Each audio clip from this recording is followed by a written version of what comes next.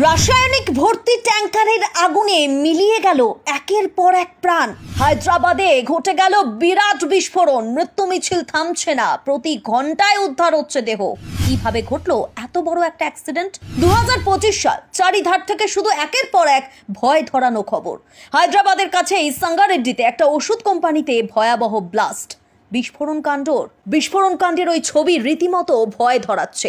এলাকা জুড়ে শুধুই কান্না আর হাহাকার।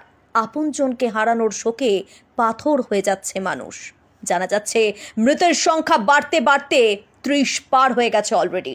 আহত অবস্থায় হাসপাতালে ভর্তি হওয়া প্রায় 15 জন রাতেই হাসপাতালে মারা গিয়েছেন। কারখানার আধিকারিকরা মনে করছেন এখনো 25 জনেরও বেশি শ্রমিক নিখোঁজ। ধ্বংসস্তূপের নিচে আটকা পড়েছেন অনেকেই। এসডিআরএফ, হায়দ্রাবাদ পুলিশ একত্রে উদ্ধারে হাত লাগিয়েছে। ধ্বংসাবশেষ পরিষ্কারের কাজ চলছে। কিন্তু কিভাবে ঘটলো এই বিপত্তি?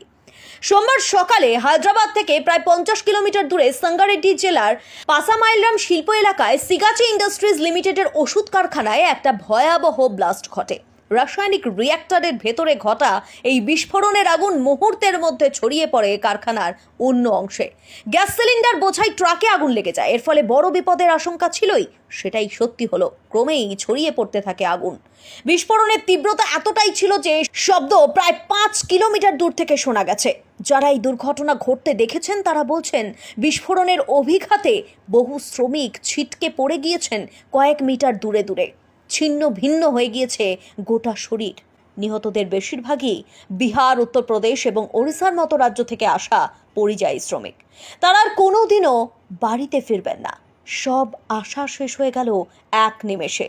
তবে কেন হলো এমন বিস্ফোরণ, সেই উত্তর এখনো অধরা। বিস্ফোরণের কারণ এখনো জানা যায়নি, যদিও প্রাথমিক তদন্তে মনে করা হচ্ছে এটা কোনো চুল্লি বিস্ফোরণ নয়। এয়ার ড্রায়ার সিস্টেমে কোনো সমস্যার কারণে বিস্ফোরণ ও আগুন লেগে থাকতে পারে। তবে বিপদ আরও বাড়তে পারত। স্থানীয়দের মতে দমকল বাহিনীর তৎপরতাতেই আরও বড় বিপদ এড়ানো গিয়েছে। তেলেঙ্গানা সরকার ঘটনাটিকে গুরুত্ব সহকারে দেখছে। সিনিয়র আইএএসদের নিয়ে একটা কমিটি গঠন করা হয়েছে। এই কমিটি এই ধরনের ঘটনা যাতে ফের না ঘটে সেই জন্য সমস্ত কিছু খতিয়ে দেখে ব্যবস্থা নেওয়ার সুপারিশ করবে। তেলেঙ্গানার মুখ্যমন্ত্রী রেভান্ত রেড্ডি মঙ্গলবার ঘটনাস্থল পরিদর্শনের পর নিহতদের পরিবারকে 1 কোটি টাকা করে আর্থিক সাহায্যের ঘোষণা করেছেন, যার জন্য সরকার সিগাচি ইন্ডাস্ট্রিজ লিমিটেডের সঙ্গে যোগাযোগ করবে বলে জানিয়েছেন তিনি। যারা গুরুতর আহত হয়েছেন তাদের 10 লক্ষ টাকা আর্থিক সাহায্যের কথা জানানো হয়েছে। যারা অল্প আহত অর্থাৎ কিছুটা সুস্থ হওয়ার পর আবার কাজে ফিরতে পারবেন তাদের 5 লক্ষ টাকা করে আর্থিক সাহায্যের কথা ঘোষণা করা হয়েছে।